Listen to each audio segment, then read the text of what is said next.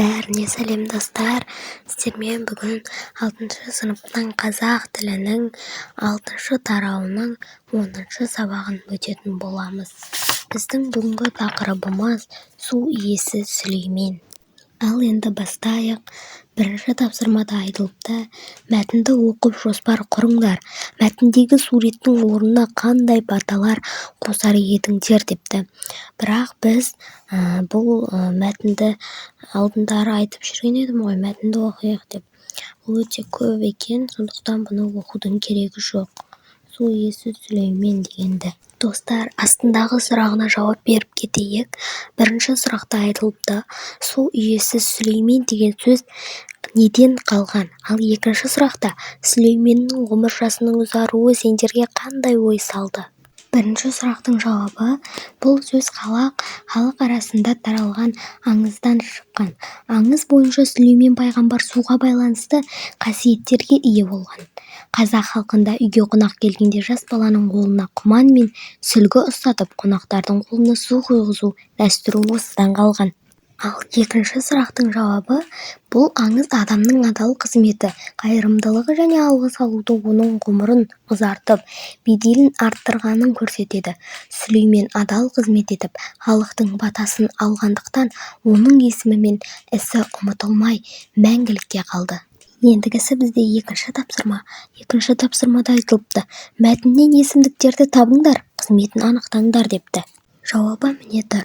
Оны жүктеу есімдігі, оның жүктеу есімдігі, бұл сілтеу есімдігі, ол жүктеу есімдігі, менің жүктеу есімдігі, сендерге жүктеу есімдігі. Енді үшінші тапсырмада айтылыпты: оқылым мәтіні бойынша 4 сөйлем тәсілі арқылы жинақты мәтін жазыңдар.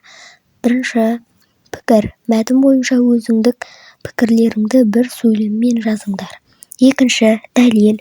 Өз пікірлеріңді бір сөйлеммен дәлелдеңдер. Үшінші мысал. Пікірлеріңді өмірмен байланыстырып мысал келтіріңдер. Төртінші қорытынды. Тақырып бойынша қорытынды шығарыңдар. Енді жауабы: пікір деген жерге жазамыз. Сүлеймен пайғамбар туралы аңыз оның әділеттілігі мен қайырымдылығын көрсетеді. Дәлел деген жерге жазамыз. Ол адамдардың батасын алып, әділ қызмет атқарғандықтан халық оны ерекше құрметтеген.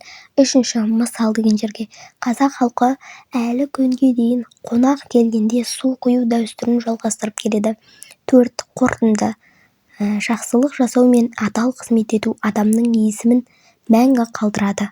Төртінші тапсырма. Су туралы мақал-мәтелдерді жинақтап, оларға түсініктеме беріңдер. Жауабы: су тіршілік көзі, су анасы, бұлақ сөз анасы құлақ. Су бергеннің саулығы артады. Түсіндірме. Бұл мақал-мәтелдер судың адам өміріндегі маңызды рөлін көрсетеді. Су тіршілік көзі, ол бар жерде өмір бар. Бесінші тапсырма. 2 тапсырманың бірін орындаңдар. Бірінші, Қазақстандағы ауыз су мәселесі шешілген деген тақырыпта келісу-келіспеу себептеріңді көрсетіп эссе жазыңдар.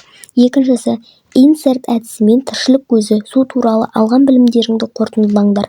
Мен сіздерге екеуін де көрсететін боламын. 5-ші тапсырманың біріншіне жазамыз: мен бұл пікірмен толық келісе алмаймын. Өйткені кейбір өңірлерде су тапшылығы әлі де бар. Су тапшылығын жою үшін үнемдеу, жасанды су қоймаларын салу және экологиялық шараларды күшейту қажет. 5-ші тапсырманың екіншісінде бізде кесте сызылып қойған. Сол кестелерге сызып астына жауаптарын жазып қойдым. Осыларды жазып алыңыздар. Достар, осымен менің видеом аяқталды. Сау болыңыздар. Және тағы видеоларымды күтіңіздер. Мені 1000 подписчикке жеткізіп тастау керек. Тез жеткізіп тастайық.